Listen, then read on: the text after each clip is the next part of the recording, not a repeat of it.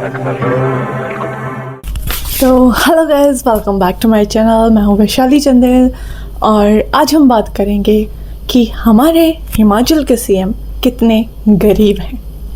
तो अगर मैं आपको बताऊं कि हमारे सीएम को कि अप्रैल के महीने में 1,15,000 के अराउंड सैलरी मिली है, तो क्या आप इस बात को मानोगे?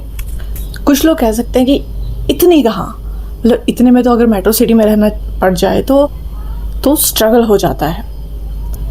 हालांकि इसकी वैल्यू उन लोगों से पूछो जिनको 5, 10, 15, 20 हज़ार रुपये सैलरी मिलती है, वो भी जो उनको असाइंड होती है गवर्नमेंट की ओर से, लेकिन मिलती वो भी नहीं है टाइमली।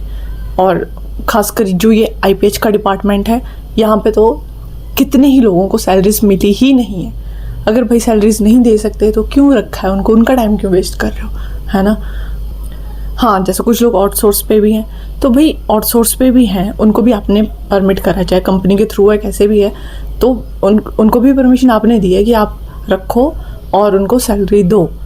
अब उनको भी सैलरीज नहीं मिल रही है ना टाइमली। और अगर आपके पास इतनी ही खाली पोस्ट्स हैं तो भाई डायरेक्ट क्यों नहीं रखते आप अपने अंडर, क्यों कंपनी को बीच में घुसा के रखा है ना, क्यों आउटसोर्स पे रखना है? जब आपके पास खाली पोस्ट पड़ी है तो डायरेक्ट अपने अंडर रखो, सैलरी दो फिर अच्छे टाइम पे। अब कितने ही लोगों को अभी सैलरी नहीं मिली है और खुद आप ये बहाना, और ख़ुद आप इस बेसिस पे कि जो लास्ट सैलरी हाइक है वो 2016 में हुआ था, इसलिए अब आपने फिर से अपना सैलरी हाइक कर दिया क्योंकि आपका गुजारा नहीं हो रहा था क्योंकि आपका गुजारा नहीं हो रहा था। कितनी गरीबी चाहिए, है ना। तो और इन लोगों को कहा जाता है कि आप 5, 10, 15, 20 हज़ार में जो है वो अपना गुजारा करो, खुद को भी पालो, अपने परिवार को पालो, बच्चों की फ़ीस दो, अपने जो भी खर्चे हैं, आपको पता ही है क्या कितने खर्चे होते हैं एक आम आदमी की ज़िंदगी में, वो सारे इनको निकालने हैं कि आप इसमें निकालो। और वो भी सैलरी फिर टाइमली नहीं मिलती है। और फिर बहाना होता है कि बजट इतना नहीं है, हमारे पास इतना पैसा नहीं है, तो क्या सैलरीज कहाँ से देंगे, कहाँ से बढ़ाएंगे, कहाँ से न्यू एम्प्लॉयज़ रखेंगे। लेकिन खुद की सैलरीज बढ़ाने के लिए इनके पास खुला बजट है। और अभी हाँ, ये भी बोला जा सकता है कि अपनी सैलरी भी तो 50% काटी गई है अभी, है ना, कुछ टाइम के लिए, शायद 6 मंथ्स और समथिंग। लेकिन वो सिर्फ पहली चीज़ तो वो सिर्फ इन्होंने अपनी सैलरी नहीं काटी है, वो बाकी गवर्नमेंट एम्प्लॉयज़ जो हैं उनकी भी कुछ % सैलरी में कट करा गया है, ये बोल के कि उनको बाद में मिल जाएगी वो सैलरी।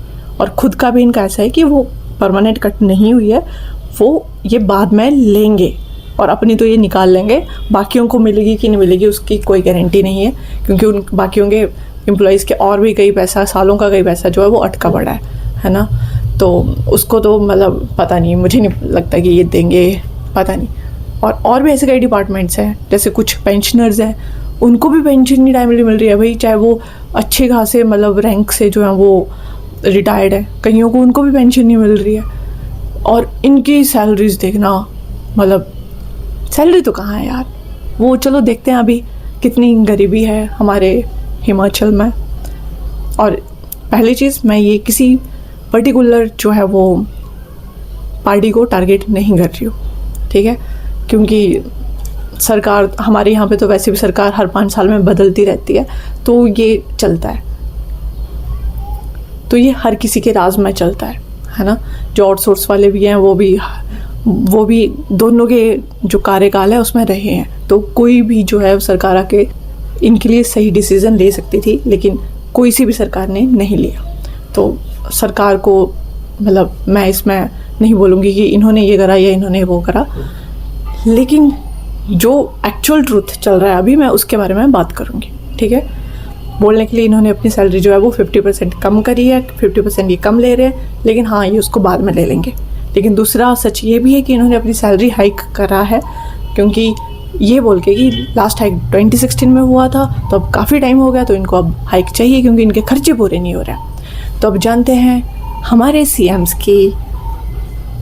मैं इसलिए बोल रही हूँ कि आगे भी जो आएंगे उनके लिए भी तो वही मिलेगा ना। तो हमारे सीएम्स के गरीबी का सच। तो सैलरी का तो आपको पता चल गया, लेकिन सैलरी की स्टोरी यहीं ख़त्म नहीं होती।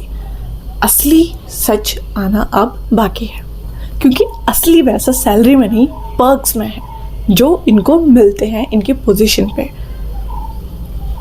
जो इनको मिलते हैं सीएम बनकर। और बाकी भी आप मंत्रियों का लगा लें तो उनको भी ऑलमोस्ट सिमिलर मिल जाते हैं, ठीक है। लेकिन अभी हम बात करेंगे सिर्फ सीएम के बारे में। तो सैलरी में इतना पैसा नहीं है, सैलरी में बोलने के लिए हो जाता है कि सीएम को भी तो इतनी ही सैलरी मिलती है, लेकिन भाई पर्क्स जान के आप हैरान रह जाओगे। तो चलिए जानते हैं एक्चुअल सैलरी का सच। तो आज हम बात करेंगे सीएम की एक्चुअल सैलरी के बारे में, उनको मिलने वाले अलाउंसेस के बारे में, उनको मिलने वाली Z+ सिक्योरिटी के बारे में, उनके ऑफिशियल रेजिडेंस ओक ओवर के बारे में, और कैसे ये 1,15,000 की सैलरी वाला पैकेज जो है वो 3 से 5 करोड़ तक पहुंच जाता है। तो पहले जानते हैं सैलरी स्ट्रक्चर के बारे में। तो सीएम की सैलरी जो है वो सिर्फ एक नंबर नहीं होता, उसमें अलग अलग पर्क्स होते हैं। ओके, तो जो बेसिक सैलरी है वो अराउंड 1,15,000 है, और ये वो सैलरी होती है जो फिक्स्ड सैलरी होती है, कितनी तो मिलेगी ही मिलेगी, ठीक है। उसके बाद आते हैं सम्पचुअरी अलाउंस जो कि होते हैं 90,000 के। तो सुनने में तो ये टर्म बहुत ही ख़तरनाक सी लगती है, लेकिन इसका मतलब और भी मज़ेदार है। तो सिंपल वर्ड्स में बोला जाए तो ये VIP खर्चा अलाउंस होते हैं।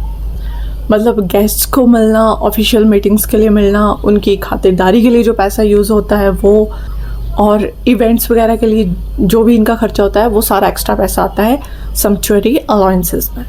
ओके, मतलब VIP खर्चा अलाउंस।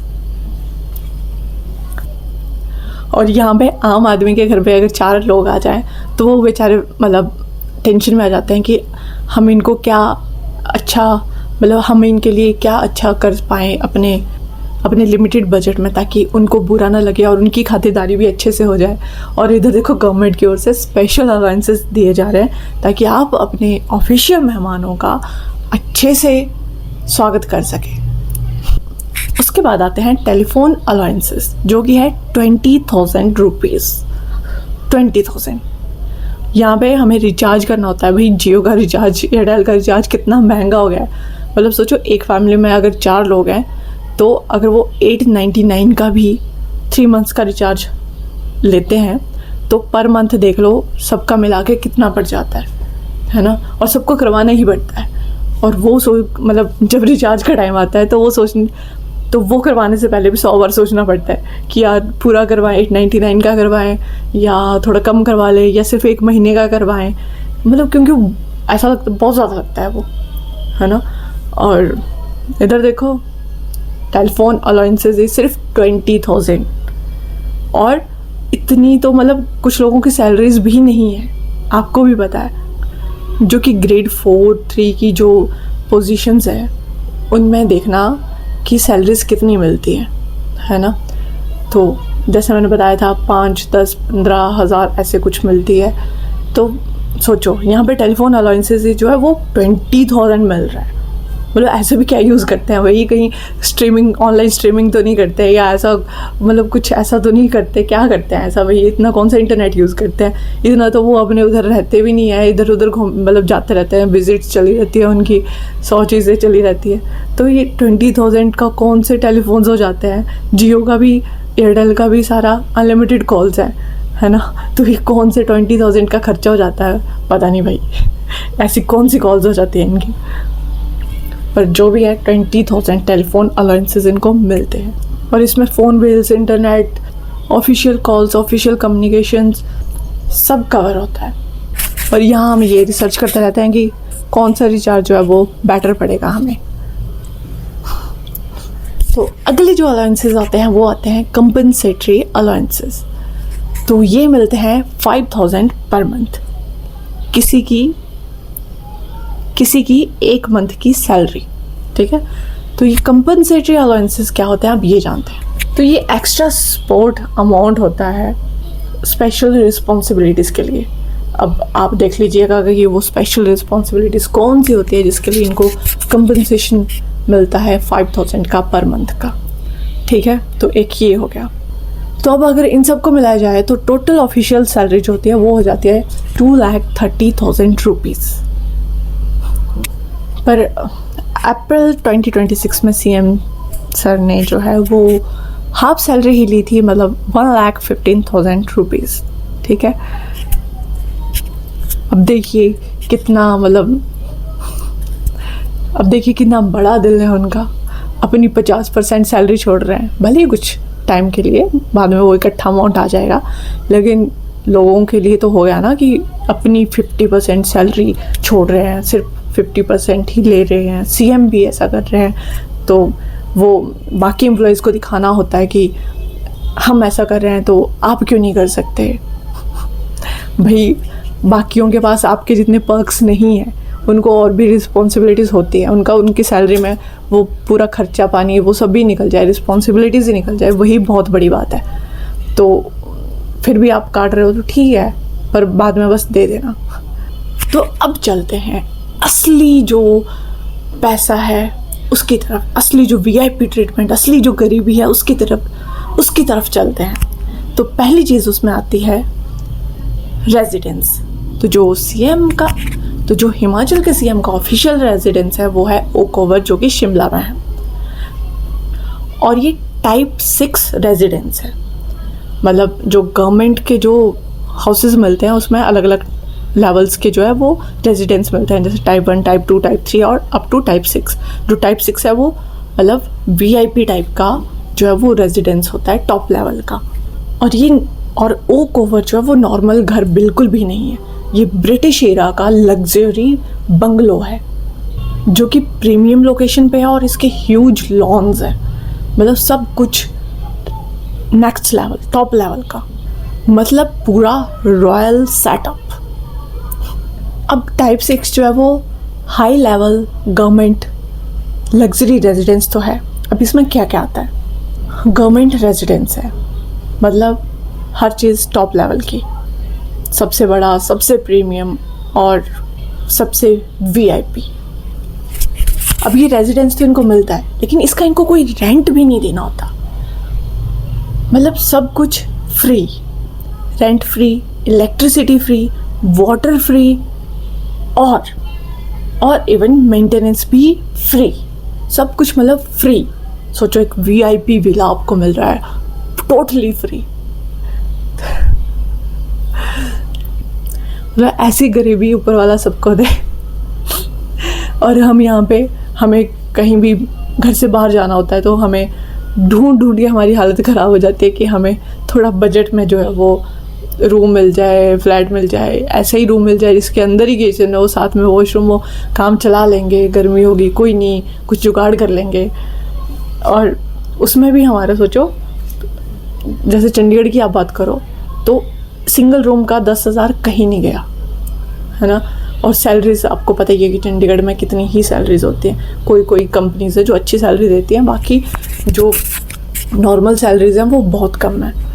तो सोचो वो लोग कैसे एडजस्ट करते हैं। और उनको छोड़ो, अगर आप गवर्नमेंट सर्विसेज में भी हो हिमाचल में, और नॉर्मल सर्विसेज पे हो जहाँ पे आपको रेजिडेंस नहीं मिलता है, और आपकी जो ड्यूटी है वो घर से दूर लगती है, तो वहाँ पे भी आपका रेंट में कितना चला जाएगा, क्योंकि सबको रेजिडेंस नहीं मिल पाता है। जैसे कोई न्यू पोस्टिंग होती है किसी की, है ना, तो वहाँ पे कई बार रेजिडेंस फुल होते हैं, अगर गवर्नमेंट की ओर से मिलते भी हैं तो रेजिडेंस फुल होते हैं कई बार, तो फिर उनको वेट करना पड़ता है, तब तक उनको बाहर लेना पड़ता है, रूम वगैरह बाहर लेना पड़ता है। तो सोचो उनकी सैलरी का कुछ पार्ट उसमें चला जाता है। और यहाँ पे लैक्स में सैलरीज होने के बाद भी आपको as a work type 6 residence मिल रहा है। तो ऐसी गरीबी सबको मिलनी चाहिए। तो अब चलते हैं नेक्स्ट पर्क की तरफ, जो कि है वीआईपी कॉन्वॉय। तो आपने देखा ही होगा कि सीएम सर जब भी अपनी विजिट्स पे जाते हैं तो साथ में 2-4 जो है वो लग्जरी गाड़ियाँ जो है एसयूवीज उनके साथ चली ही होती हैं, हर जगह चली होती हैं। तो ये है इनका वीआईपी कॉन्वॉय। अब इनकी कॉन्वॉय में सीएम की कार होती है, पायलट कार होती है, फिर सिक्योरिटी व्हीकल्स होती हैं, फिर एस्कॉर्ट टीम होती है, तो मतलब सोचो एक बंदे की जो ऐसा पता नहीं कौन सा ही खतरा होता है, मुझे नहीं पता, कि जिन लोगों ने उनको उस पोजीशन पे बिठाया होता है उन्हीं लोगों से उनको इतना खतरा होता है कि उनको इतनी सिक्योरिटी अपने आसपास रखनी पड़ती है, इतना वो साथ में अपना कॉन्वॉय साथ लेके चलना पड़ता है। अब क्यों, मतलब क्यों पता नहीं, बट ठीक है जो भी है वो मिलता है इनको VIP कॉन्वॉय, वो भी लग्जरी व्हीकल्स का, SUVs के साथ। भाई कोई नॉर्मल नहीं, जाने के लिए तो नॉर्मल में भी जा सकता है ना, मतलब ठीक है उनको CM को अगर लग्जरी मिलती है तो बाकी जो व्हीकल्स होते हैं वो नॉर्मल भी हो सकता है, लेकिन नहीं, उससे उनका रुतबा कम हो सकता है, इसलिए उनको SUVs ही दी जाती हैं। और आजकल आप मारुति का ही रेट पता करोगे, नैनो का ही रेट पता करोगे, वो भी कितना पहुंच चुका है। तो सोचो SUVs इनको मिलती हैं, और ये सब के सब गवर्नमेंट एक्सपेंसेस पे, कुछ भी अपनी जेब से नहीं जाएगा, क्योंकि सैलरी बहुत कम है, अपनी जेब से कहाँ से देंगे, तो कुछ भी अपनी जेब से नहीं जाएगा, सारा गवर्नमेंट के खाते से ही जाएगा, जो कि कहा जाता है कि बजट नहीं है, लेकिन उसी बजट से जो है ये खर्चा होता है। अब गाड़ियाँ चलेंगी तो कुछ पेट्रोल पे चलेंगी, कुछ डीजल पे चलेंगी, CNG पे भी चल सकते हैं, लेकिन CNG का अपने यहाँ इतना है नहीं, लेकिन पेट्रोल डीजल पे तो चलेंगी, है ना। तो अब पेट्रोल डीजल का खर्चा कहाँ से आएगा, तो वो भी अपनी जेब से नहीं जाएगा, वो भी आएगा गवर्नमेंट के खाते से, जो कि लो चला हुआ है आम जनता के लिए। और सिर्फ पेट्रोल डीजल ही नहीं, जो गाड़ी की सर्विस है वो भी फ्री, इवन जो ड्राइवर है वो भी फ्री। मतलब कितनी, मतलब वो एडजस्टमेंट करनी पड़ती है इनको, देखो आम जनता की सेवा के लिए कितना इनको त्याग करना पड़ता है।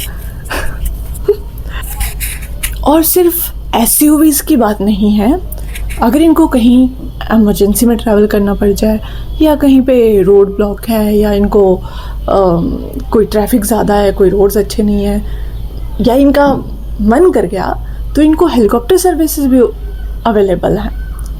तो इनके पास हेलीकॉप्टर सर्विसेज का भी ऑप्शन है भाई, तो ये हेलीकॉप्टर में भी अपना ट्रैवल कर सकते हैं, क्योंकि ठीक है ना, इनके पास नहीं है भाई, टाइम नहीं है, तो इनको अगर कहीं जाना है तो ठीक है ना, हेलीकॉप्टर पे जा सकते हैं। इनको कौन सा अपनी जेब से खर्चा करना है, सारा बजट से ही तो जाएगा। तभी तो क्या ट्रैफिक, वो आम जनता के लिए अभी ट्रैफिक, तो हम तो हवा में निकल जाएंगे। तुम लोग ये रोड के गड्ढे नापते रहो, लैंडस्लाइड्स देखते रहो, कहाँ से रोड कितना कटा है, जो करना है करते रहो, हम तो हेलीकॉप्टर, हम हवा में निकल जाएंगे। ये सब तुम्हारा काम। अब देखिए कॉन्वॉय तो इनके साथ चलता ही है ना, लेकिन उसमें सिक्योरिटी मतलब इतना खतरा है, हमारे CMs को इतना खतरा होता है कि इनको अब अपने साथ Z+ सिक्योरिटी लेके चलना पड़ता है, जो कि टॉप लेवल की सिक्योरिटी होती है।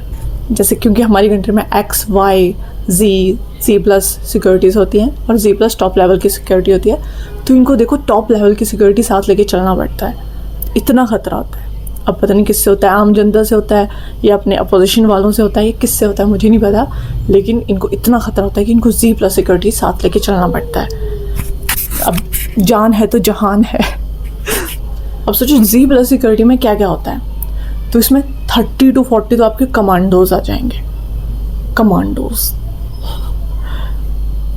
आर्म्ड इनको प्रोटेक्शन मिलेगी, एस्कॉर्ट व्हीकल्स मिलेंगे, और 24/7 जो है वो सिक्योरिटी मिलेगी, ताकि इतना काम करने के बाद, जनता की इतनी सेवा करने के बाद, ये रात को चैन की नींद सो पाएँ।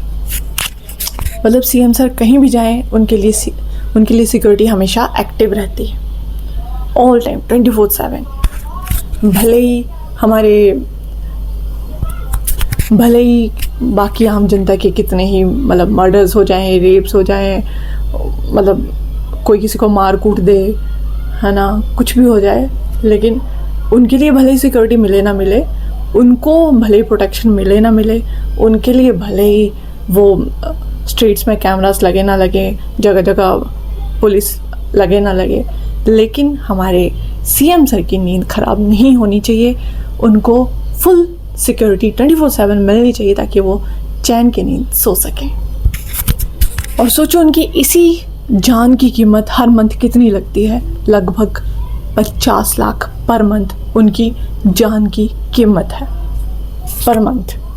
तो सोचो पूरे साल का कितना हो गया। और इतना तो कोई नॉर्मल एम्प्लॉय जो है वो पूरा साल, पूरी ज़िंदगी मेहनत करने के बाद जो है वो रिटायर होने के बाद भी 58 ईयर्स की रिटायरमेंट के बाद भी जो है वो इतना पैसा घर नहीं ला पाते। तो आप देख लीजिए कि हमारी स्टेट जो है वो कितनी गरीब है। तो अब बात करते हैं स्टाफ की और ऑफिस सपोर्ट की। तो अब इमेजिन करो, खुद इमेजिन करो, है ना, कि आपको गवर्नमेंट की ओर से मिल रहा है personal assistant, office staff, drivers, helpers, cook, मतलब फुल ऑन पैकेज। तो आपको कैसा फील होगा?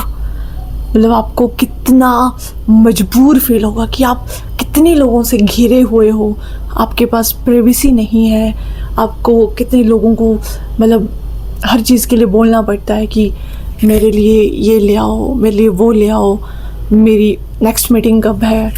मतलब कितने लोगों को आपको जवाब देना पड़ता है, कितने लोगों को आपको ऑर्डर देना पड़ता है ना। तो आपको कैसा फील होगा? इसलिए आम जनता के पास ये सब चीज़ें नहीं है ताकि आप फुल ऑन प्राइवेसी का मज़ा ले सको। लेकिन हमारे सीएम साहब को ये सब करना पड़ता है, मजबूरी है उनकी, उनको करना पड़ता है। भले ही वो खुद ये सब ना चाहते हो, लेकिन उनको फिर भी मजबूर होकर ये सब लेना पड़ता है, उनको करना पड़ता है। हमारे बजट में भले ही ये चीज़ें ना हो, लेकिन फिर भी उनको ये करना पड़ता है क्योंकि ये रूल है। क्योंकि इन सब की सैलरी भी तो थोड़ी ना वो अपनी जेब से देंगे, वो भी तो हमारे बजट से ही जाएगी जो कि लो चल रहा है। अब मीटिंग्स आपकी मैनेज आपके पर्सनल असिस्टेंट कर लेंगे, कॉल्स आपकी वो ले लेंगे, ट्रैवल प्लान्स आपके वो कर लेंगे, मतलब हर चीज़ वो आपको सेट करके दे देंगे। आपको बस उन चीज़ों पे काम करना है ना। और वो बहुत बड़ी चीज़ होती है जनता की भलाई के लिए। अपना घर बार छोड़ के इधर उधर भागना, सबसे मिलना, फिर जगह जगह देखना कि कहाँ पे कितना काम हुआ है, कहाँ पे क्या कमी रह गई है। तो मतलब उनके पास नहीं होता भाई इतना टाइम, तो इसलिए उनको ये सब ज़रूरी होता है। ठीक है, वो बस वीआईपी फील नहीं दे रहे हैं, उनके लिए ये सब ज़रूरी होता है। तो अब बात करते हैं आम जनता की सबसे बड़ी वाली जो उनकी परेशानी है उसकी, जो कि है मेडिकल ट्रीटमेंट्स। जो कि आपको पता ही है कि हमारे हॉस्पिटल्स जो हैं वो कितने मतलब टॉप लेवल के हैं, कितने टॉप लेवल के वहाँ पे ट्रीटमेंट्स मिलती हैं।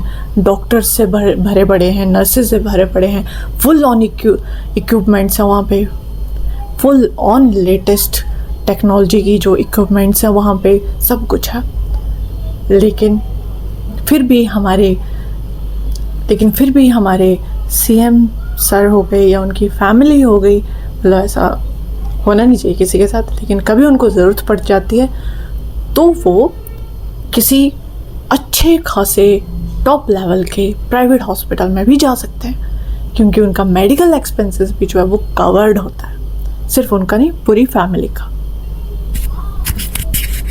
और इधर देखो, आम आदमी को अगर थोड़ा सा भी कुछ हो जाए तो उसको सोचना पड़ता है कि उसका पूरा बजट हिल जाता है, क्योंकि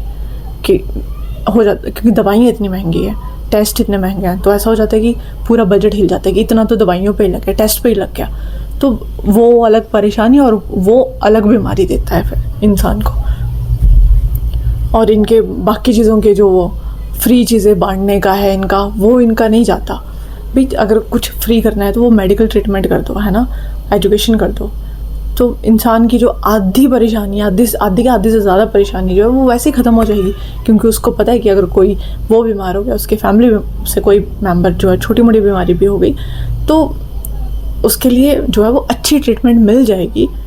ट्रीटमेंट फ्री बोलने के लिए तो है, लेकिन मैं अच्छी की बात कर रही हूँ, ठीक है।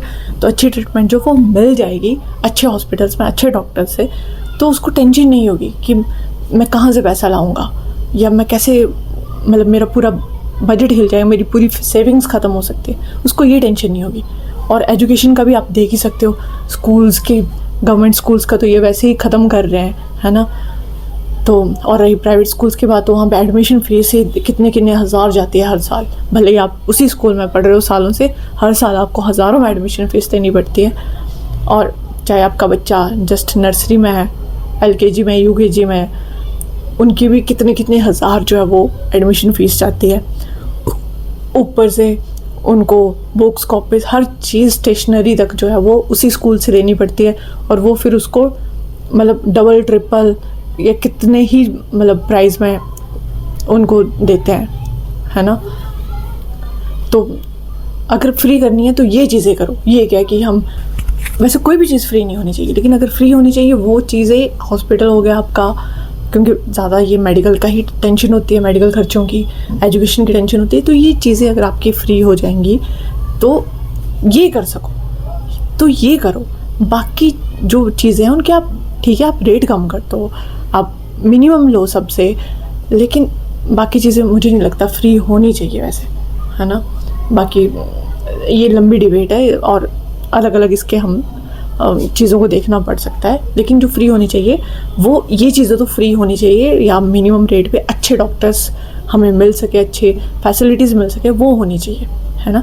जैसे कि आपको लो बजट से भी जो है अच्छे खासे प्राइवेट हॉस्पिटल्स में फ्री ट्रीटमेंट मिल जाती है, वैसे आम जनता को भी थोड़ा दे दो यार। हमारी जान की अगर 50 लाख मंथली कीमत नहीं है तो हमारे घर वालों के लिए कुछ तो होगी। उन्होंने पैदा करा है, हमें इतना बड़ा करा है, पढ़ाया लिखाया है अपनी ही सैलरी से, गवर्नमेंट के उसके एक्स्ट्रा पर्क्स से नहीं।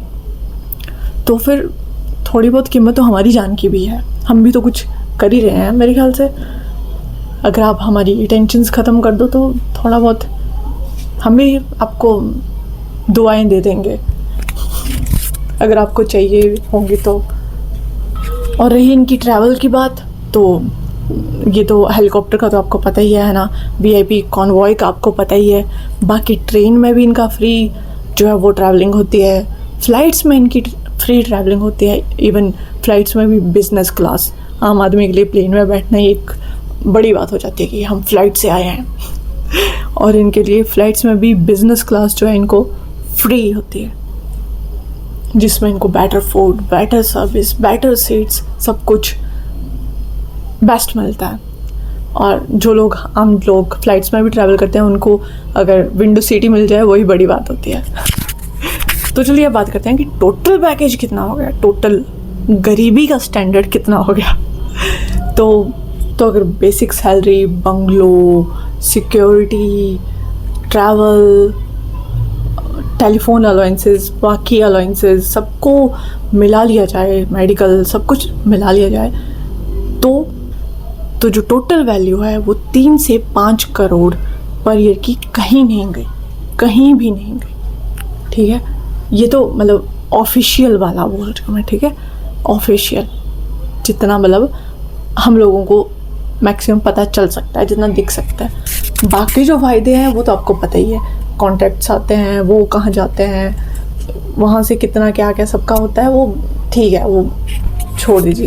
जिस बात का हमारे पास प्रूफ नहीं है उसको हम कैसे बोल सकते हैं, या हमने देखी नहीं है हम कैसे बोल सकते हैं। आप लोगों ने देखी है तो आप कमेंट्स में ज़रूर लिख सकते हो, लेकिन मैं जो ऑफिशियल मतलब है इनका, जो कि बताया जाता है कि इतनी सैलरी है, इतना ये है, इतने पर्क्स हैं, ये सब है, जिसमें भी इनका गुजारा नहीं हो पाता है ना, तो मैं सिर्फ उसकी बात कर रही हूँ। तो मतलब इन शॉर्ट जो सैलरी है वो मिडिल क्लास सैलरी है ना, लेकिन जो पर्क्स हैं वो VIP हैं। और बात यहीं पे नहीं रुकती। अब आम इंसान अगर 58 में रिटायर होता है तो उसको कुछ पैसा मिलता है, वो भी इतना नहीं होता है ना कि जितना इनका एक मंथ के उसमें पर्क्स में चल जाता है, उतना भी नहीं होता कईयों का, है ना। और ज़्यादा से ज़्यादा पेंशन लग जाती है, और क्या उनको कोई फ़ायदा नहीं मिलता है, क्योंकि अब तो वो रिटायर हो चुके हैं। और जिस डिपार्टमेंट में उन्होंने अगर पूरे 25, 30, 35 साल सर्विसेज भी करी हुई, उसका भी उनको अब कोई फ़ायदा नहीं है। लेकिन वहीं पे अगर आप आम जनता की सेवा के लिए 5 साल देते हो इतनी गरीबी में रह के, तो आपको पूरी ज़िंदगी के लिए उसका फल मिल जाएगा। तो सेवा का फल ज़रूर मिलता है, भले ही वो 5 साल की हो, लेकिन अगर आप इतनी गरीबी में रह के, इतनी मुश्किलों के साथ अगर 5 साल भी किसी की सेवा करते हो, तो आपको उसका फल ज़रूर मिलता है। और वो फल आपको क्या मिलता है वो देखिए। तो रिटायरमेंट के बाद भी आपको पेंशन मिलेगी, सरकार की ओर से घर मिलेगा, सिक्योरिटी मिलेगी, क्योंकि खतरा तो अभी भी है ना, बल्कि असली खतरा तो अब है, और स्टाफ का भी फुल सपोर्ट मिलेगा। मतलब जॉब ख़त्म हो जाए, सेवा ख़त्म हो जाए, लेकिन वीआईपी लाइफ ख़त्म नहीं होनी चाहिए, पर गरीबी ख़त्म नहीं होनी चाहिए। तो अगली बार जब आप उनके सेक्रीफाइसेस को देखो, उनकी गरीबी को देखो, तो साथ साथ उनको मिलने वाले पर्क्स के बारे में भी एक बार सोच लेना, और उन लोगों के बारे में भी सोच लेना जिनको मंथली सैलरी तक नहीं मिलती है, पूरा महीना काम करने के बाद कितने महीनों से जिनको सैलरी भी नहीं मिली है, और जो बीच में लटके पड़े हैं, ना इधर के ना उधर के। तो उनके बारे में भी सोच लेना कि वो लोग कैसे गुजारा करते हैं जब भी आप किसी भी पार्टी के लिए स्टैंड लेते हो। क्योंकि कुछ लोग होते हैं जो मतलब बोलते हैं फिर कि हाँ वो उनको ये करना पड़ता है, वो ये करते हैं, वो करते हैं। ठीक है, वो जो भी करते हैं उनको उसका मिल रहा है, क्योंकि उनकी सैलरी उनके हाथ में है, वो बढ़ा सकते हैं, कम कर सकते हैं, और मतलब पर्क्स भी सब उनके हाथ में है, वो डिसाइड करेंगे अपने लिए, है ना। लेकिन आम जनता के लिए जो डिसाइड हुआ है उनको वो भी ना मिले, तो सोचो मतलब वो कैसे अपने फैमिली को पाल रहे होंगे, वो कैसे अपना गुजारा कर रहे होंगे, कैसे आजकल आपको पता है हर चीज़ कितनी महंगी है, हर चीज़। इवन ट्रैवल भी करना हो तो सोचो, HRTC का भी इनको तो कॉन्वॉय मिल जाता है, उसका हर एक खर्चा, चाहे वो गाड़ी हो, पेट्रोल हो, उसकी मेंटेनेंस हो, ड्राइवर हो, हर चीज़ उनको गवर्नमेंट की ओर से मिल जाती है, उस लो बजट से मिल जाती है। लेकिन आम जनता के लिए जो HRTC की बसेस भी हैं उसमें भी उनको सोचो कितना किराया बढ़ा दिया गया है। तो भाई कहाँ से लाएंगे? किडनी बेच के लाएंगे क्या? अब किडनी बेच के भी कब तक पालेंगे अपने परिवार को? तो उन लोगों का भी थोड़ा सोच लीजिए कि एक मिनिमम तो होना ही चाहिए यार, कि वो कम से कम अपने परिवार को पाल सकें, अच्छे से खिला सकें, पढ़ा सकें। क्योंकि मतलब एजुकेशन का तो पता नहीं आप कब भी करोगे, क्या करोगे। प्राइवेट स्कूल्स आप पे आपका कोई कंट्रोल नहीं है, और सरकारी आप कंट्रोल करना नहीं चाहते, तो कहाँ से करेंगे? हॉस्पिटल एक आधी बीमारी छोटी मोटी पकड़ जाए तो कितना खर्चा हो जाता है। तो उनको इतना तो दीजिए कम से कम कि वो अपनी ज़िंदगी एक आम इंसान की तरह टेंशन फ्री होके जी सके, है ना। बाकी कोई आपसे नहीं मांग रहा है कि आप उनको ये सारे पर्क्स दो, ऐसा कुछ भी दो, एक्स्ट्रा दो। बस जो वो डिज़र्व करते हैं, जिस चीज़ के लिए वो काम कर रहे हैं, उनको उतना तो मिलना चाहिए ना, कम से कम। तो फिर मिलेंगे नेक्स्ट वीडियो में। तब तक के लिए वीडियो को लाइक करें, शेयर करें, और चैनल को सब्सक्राइब करना ना भूलें। Thanks for watching.